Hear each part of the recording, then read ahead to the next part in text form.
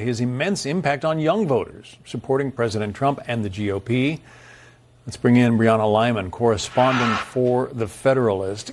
Give us your assessment, Brianna, of what he did on college campuses and off, to sort of change the thinking of many of the youth in this country.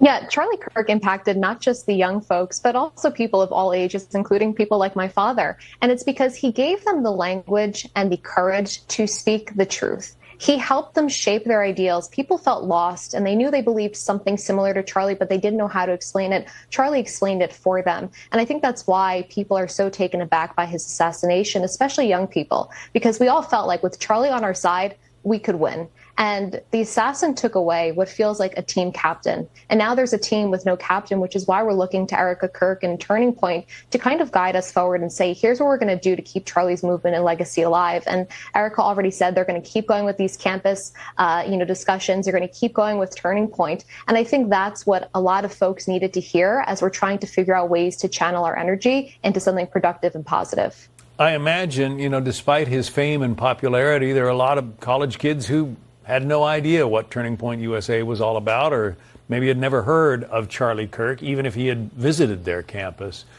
So what happens now? Does his death, do you think, does it encourage people to start looking at, so many of these recorded sessions that are available online of him, taking his case to some of these college students who seemed rather misinformed?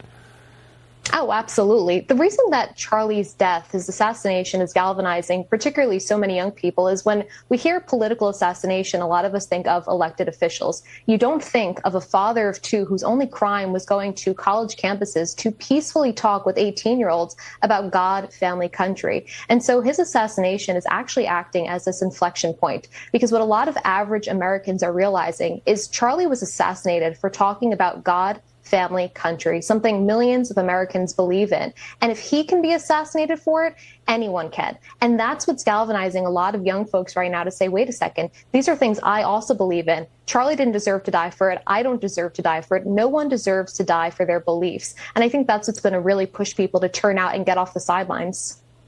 Yeah, and he was so eloquent at I think, making people understand.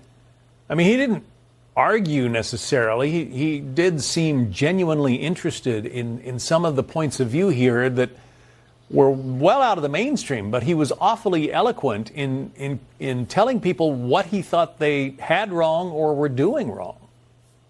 Yeah, he was eloquent, but his convictions were authentic. And that's why people liked him so much. Look, there are a lot of smart people on the conservative side. But what made Charlie stand out is you never thought Charlie was doing this for clicks or for notoriety. Charlie was doing it because with his entire heart, he believes in the Lord, the gospel. He believes in a family, a nuclear family, and he believes in saving America because he loves this country. It was all out of pure love. And that was felt by so many people, which is why so many of us feel like with Charlie on our side, you could not lose, because he would do anything possible to protect those things because he genuinely loved and cared about them.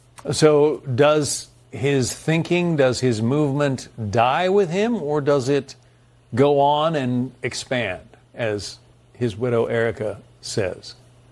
Oh, absolutely. Look, Charlie Kirk may have left the physical world, but Turning Point is not over. In fact, this is the turning point. You have millions of young people who woke up in the 2024 election because of the work Charlie did. I'm telling you right now, there's not a single person who has moral clarity that looked at the assassination of Charlie Kirk and said, I'm going to go the opposite way. In fact, I think a lot of us are actually inspired by the conviction and the faith, not only of him, but his wife in this horrible time of grief. Yeah. She did a terrific job in that address to the nation. Brianna Lyman. Yeah. Brianna, thank you. Thank you.